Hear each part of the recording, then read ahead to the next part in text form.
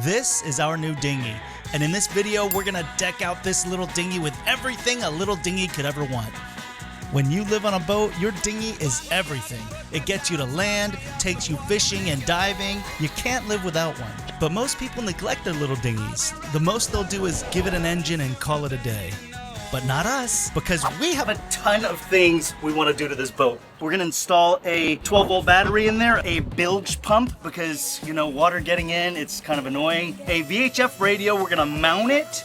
A mini chart plotter, also an emergency SOS beacon, mounts for both of those things, a fish finder. This is the box of this thing, but we're gonna get a fish finder, a good one. And then we're gonna move over to lighting. Nav light, red to green, and then a stern light, pole for the stern light, some strip lights that I'm gonna somehow wrap around underwater lights. Not sure if it's gonna work, but we're gonna give it a shot. Some dual transom underwater lights, electric start for the engine, and then that brings us to 4 rod holders that are actually gonna double as these posts for a hammock. Haven't figured out exactly how we're gonna do it. The oars.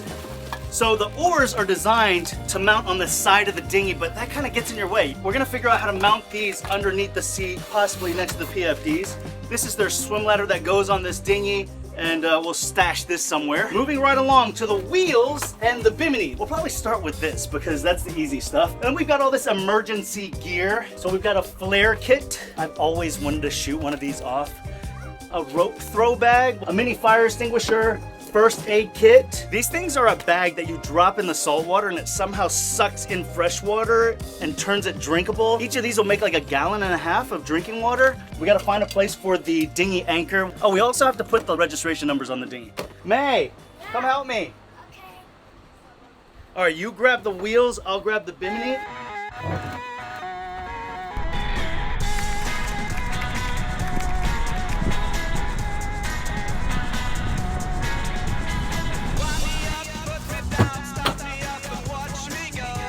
The wheels are gonna be very important for us today. Usually they're just for dragging the dinghy up onto a beach, but today we're gonna use these wheels, tie the front of this dinghy onto that bike over there, and we're gonna drive 2 miles to our storage unit because I don't have a trailer right now. Seriously? Seriously. And you're gonna be riding in the dinghy while I do it. Oh no. In hindsight, that may not have been the best idea because these wheels are plastic. They're fiberglass reinforced and wrapped in a thick rubber, but they're still plastic and probably not designed to drive across town because eventually they'll fall apart and the dinghy will crash onto the road. This latch comes up and you just push it down to lock it. And now that there's only 1 wheel plus the weight of 2 extra kids, it becomes really hard to move out of oncoming traffic. But more on that later. That'll probably be the easiest thing we do all day. Grab that side. Gonna sit on the end. Pull that ring out as hard as you can. Oh my gosh. There you go. Put it in. Yes. Biminis are great at keeping you cool. The problem is they're always in the way on a small boat like this. But it's better than baking in the Texas sun, and we still had to install the battery and the bilge pump. Oh God, so heavy. I'm gonna put all this stuff in the boat so it doesn't fall in the water. Oh my gosh, be careful. Girl, this is like 14 pounds. Pure AGM 12 volt. Light. Really? This is a 12 volt, 21 amp hour battery. It's a little bigger than the one that Mantis recommends, but I wanted the biggest one that would fit in this space. Because not only does it need to start the outboard, it also has to run a bilge pump, power the underwater lights, run the fish finder, and charge the GPS. So close. Why? So the Coast Guard requires a battery box just in case the battery leaks. But this is a sealed AGM, so we're gonna go without. Oh yes, it fits. Without this. This is the smallest bilge pump I could find. It's 500 gallons per hour, which is more than enough, and it just makes life a bit easier when it rains or when a wave crashes over the side. It's just sitting there in the middle for now, but I'll figure out where to mount it once we get the boat pulled out of the water. Thank you. So nice to have an assistant. Assistant. Worker, slave, servant. Alfred. This is the gland that we're gonna use. I'll just run all the wires up and then into the inner hull this way, and that way rain won't get in.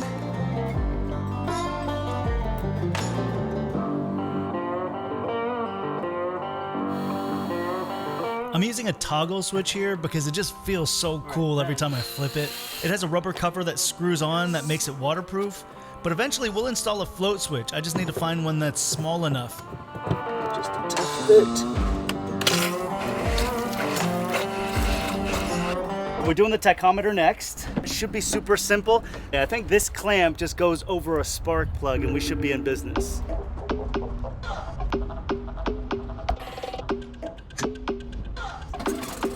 Looks like we idle at about 1,020 RPM. That went up to 5,000, so it's working.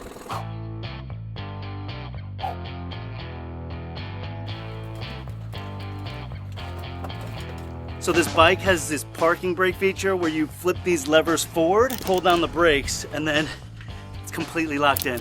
We're still gonna tie it down though because I don't want to lose this bike in the ocean. Throw it. Saved your life. You're not gonna save. Oh, shoot, shoot, shoot. Yes. Oh, wrong way. I always make the kids wear helmets on the dinghy, you know, safety first.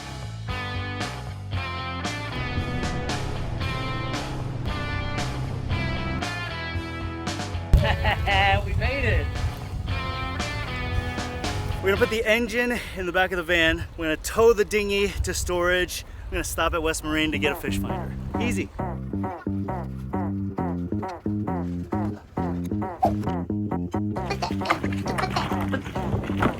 You did it!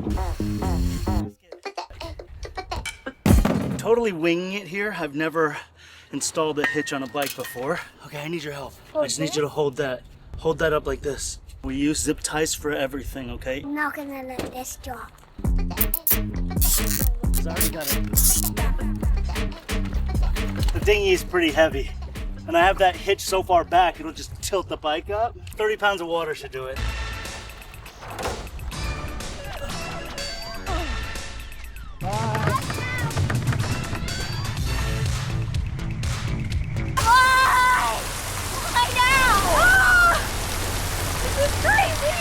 I got flashing bike lights. What are they for? Safety. The lights are just for safety. Yeah. Okay, stop raining. We're good to go. We got this. We don't need a trailer.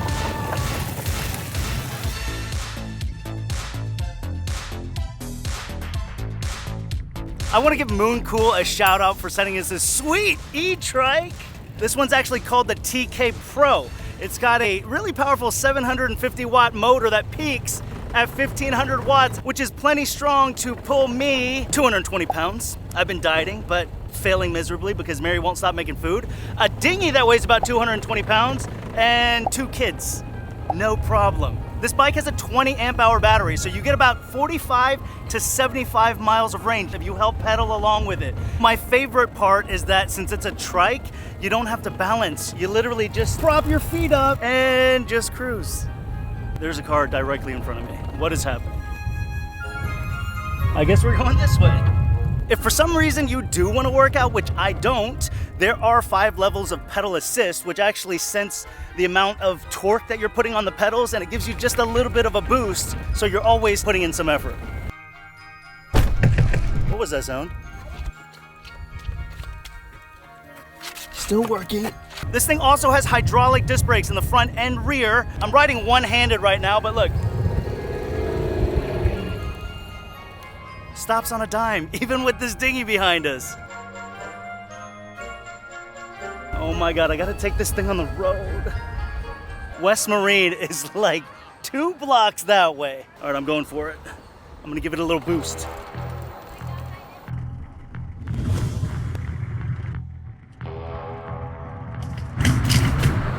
Mommy, it broke. Check it out.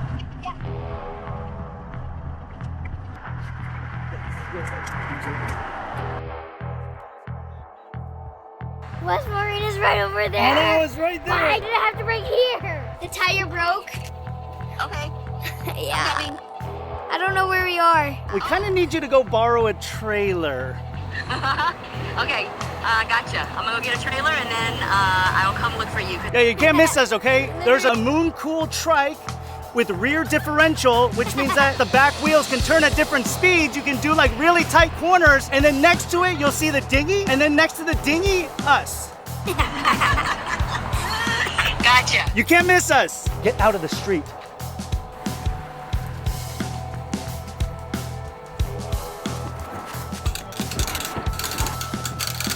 Disaster averted. Let me show you the damage, dear. Uh-oh. Lost a wheel. Oh, no. So these wheels are very nice. Light, rigid, wide, perfect for the sand, not designed for the road at all.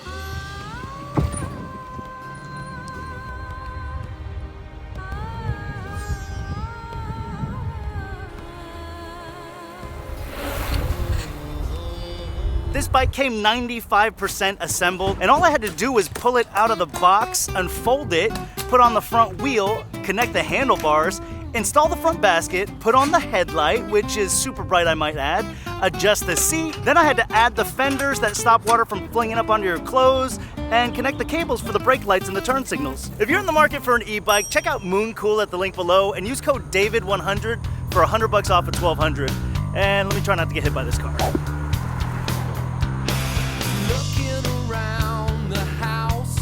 Did you think a little crash would stop us? I'm no quitter, so the next morning I hooked up the entire trailer to the bike. Oh, and I figured out why the wheel failed. It's because it doesn't have bearings. That's a nice setup you got there. Oh, thanks. And once I hit higher speeds, the plastic melted against the axle. Easy fix because we still have the Dinghy Mantis let us demo. And then Scooter Guy wanted to race. Oh, damn it. I live my life a quarter mile at a time, Scooter Guy.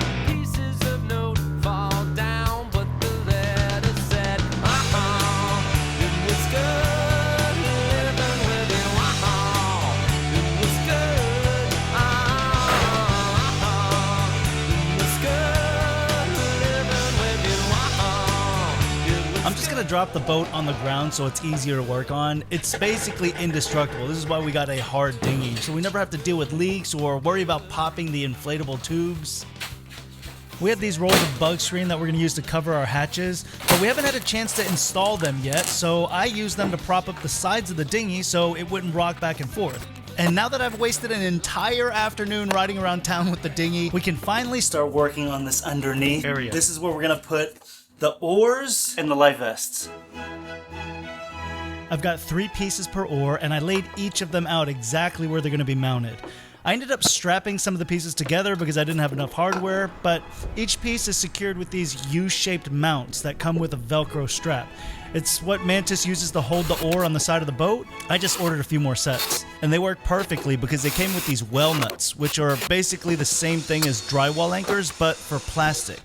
This is my current favorite tool. It's basically electric canned air that never runs out. It's a bit pricey, but so fun. I'll put a link below.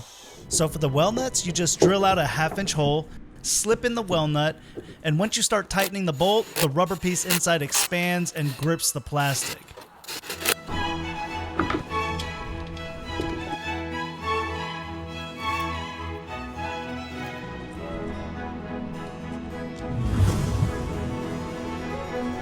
With the oars mounted, I just strapped the life vest to the 2 outer pieces with a Velcro strap. These PFDs are auto-inflating, which means they blow themselves up when they get submerged. And we've lost a few that way, because we usually leave them on the floor. It's kind of like Legos the way everything fits together. Now I just need to put the 4 bolts in, and we're done with the front seat. Oars and life vests completely out of the way.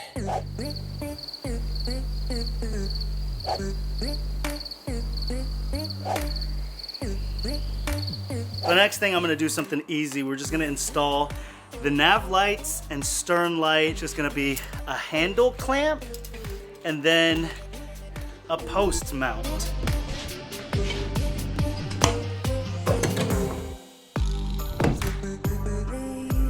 So this guy self-solar charges. Can't see the panel up there, but there's a solar cell on top here. I think the battery lasts all night long. Probably longer because there's different settings. And then we've got a similar mount for the navigation lights. This goes on the bow. I'm gonna offset it to the starboard side. Both of these lights are by Mantis, and I'll have links to everything in this video below. Green on the starboard, red on the port. Lock it in, and you can turn off the stern light portion because we've already got a stern light back there. Next thing I'm gonna do is install the rod holders. So the rod holders will hold rods, of course, but they're also going to hold a hammock. Why we need to be able to hold a hammock in a dinghy, I don't really know, but we're gonna have one rod holder angled this way, one rod holder angled that way in the front, and then a pipe that comes up.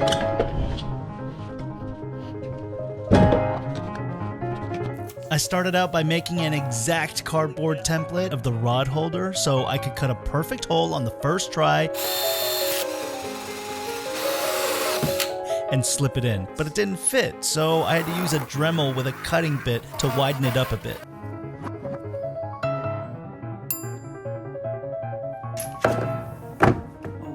Then I drilled out the bolt holes because we're going to be through bolting it into the hull. But what I didn't consider is how difficult it would be to hold the nuts on the inside. The only way in was through the battery access port, so I had to jam my shoulder into the hole and contort my wrists to even get close to the bolts. But I couldn't see anything, so I couldn't get pliers around the nut, and of course the nuts just spun when I tried holding it down with my fingers. Does that look like it's going in? So eventually I put the phone in there and used my watch as a remote camera.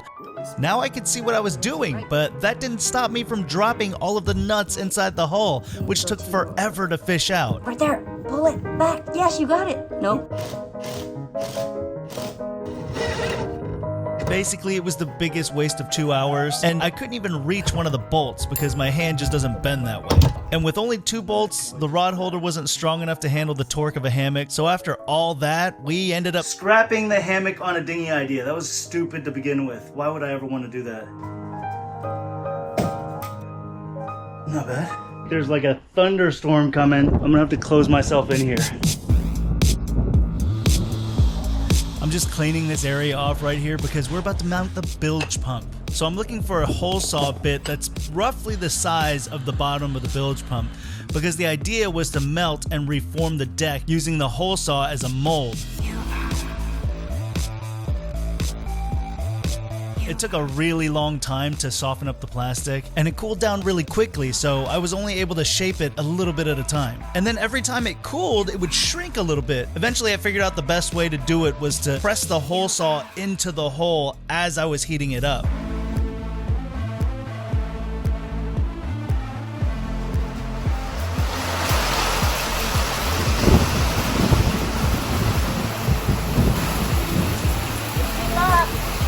Bye.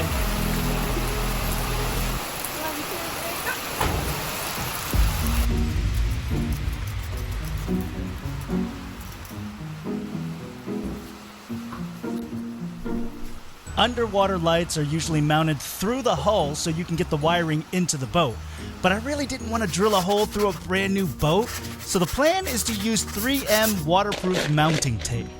The problem is the dinghy is made of polyethylene, which has a very low surface energy. This means that glue, tape, and any other adhesives won't stick to it at all, not even epoxy. I did a bunch of research and eventually found out that 3M actually makes this stuff called Tape Primer 94. It converts polyethylene surfaces into high surface energy, so stuff can stick to it. The top piece is just untreated plastic, and the bottom one has the primer. But I didn't sand or clean the surface, so the lights should stick even better.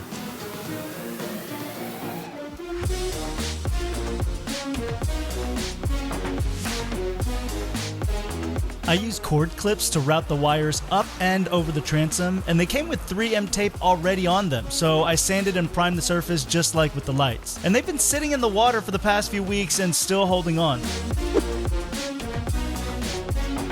I wired in a fuse and added another toggle switch, then I wrapped all the cables into a wire loom to protect everything. I ended up giving up on the string lights because sitting like this for the past 6 hours was wrecking my back.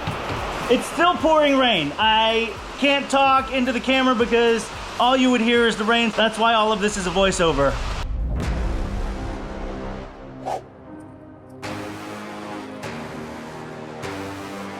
Can you check to see if you have something on hold for me? Yeah, what's else? It's a sheet. This is the music that's playing in my head every time I come in here. Because I know I'm about to spend at least $1,000 and then Mary's going to yell at me. But not today, because I'm going with the cheaper one. Let's do this one. I hate going with the cheaper one.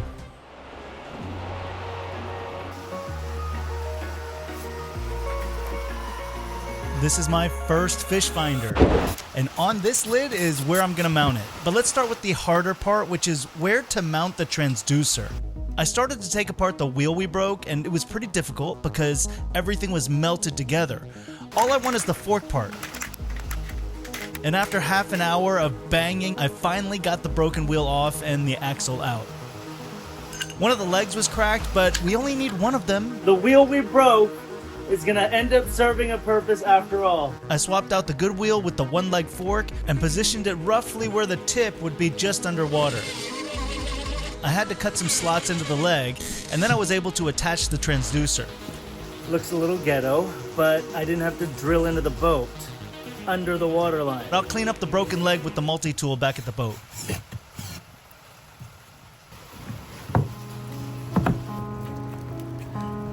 I can't do this anymore. My back is killing me. I need rest.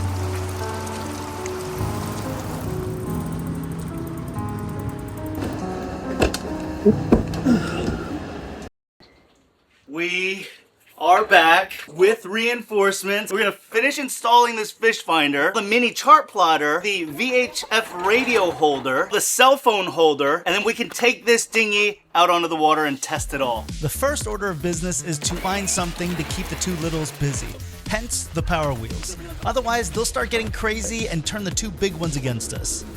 We're pulling the transducer cable from last night up to where the fish finder is going. Got it. Go, I'll tell you when.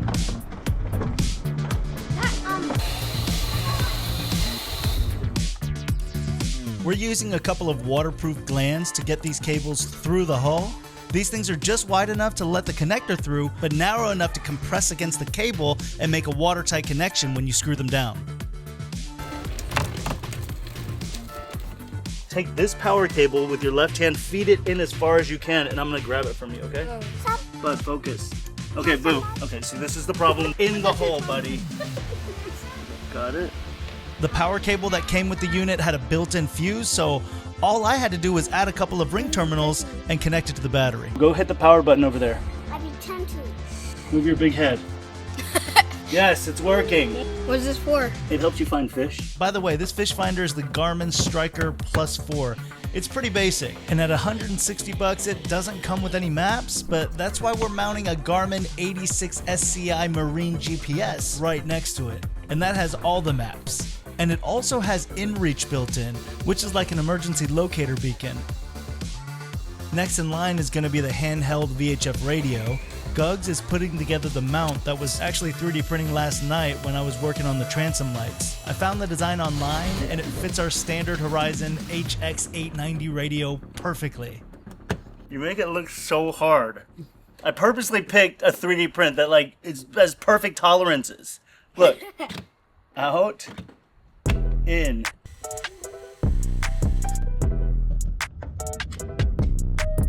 And last but most important, a RAM mount for my phone. Nice. Nice.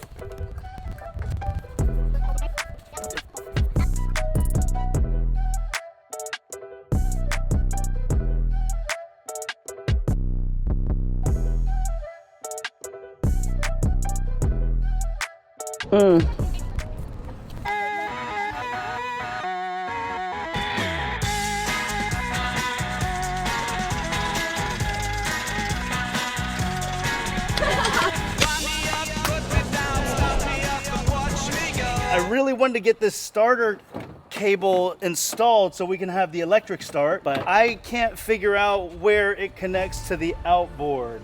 If anyone knows how to do this, please comment below. It's a Tohatsu 20 horsepower. I've read the entire manual, it's not in there. But it's already day 3, it's getting dark, so we're just gonna go for a test drive before it's too late.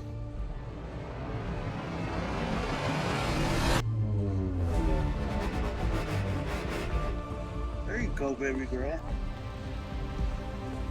that beautiful sunset. I let the kids pick out the flag, and they fought over the Texas and the Jolly Roger, so I put both of them up. I really loved how the stern lights turned out, but we definitely need some up front to balance it out. My favorite part is still the mini nav station. I love that I can just look up and see my speed and heading. Also, everything has its own little spot now, which means it's not on the floor in the way. The bilge pump is totally crushing it, but I am on the lookout for a really small float switch. I've also been looking for our Texas flag because somebody stole it. Who does that? As you can see, our dinghy anchor fits perfectly in the front bag. I haven't used the blue swim ladder yet, and the red bag with the flare gun might be a bit overkill, but why not? And finally, I put all the small stuff like an air horn, light, emergency water, and food all into a watertight container that we stashed next to the gas tank. If you enjoyed this video, consider subscribing because our next mission is taking this dinghy ocean camping for 48 hours. Not allowed to leave the boat, eat only what we catch, and figure out a way to sleep on this thing.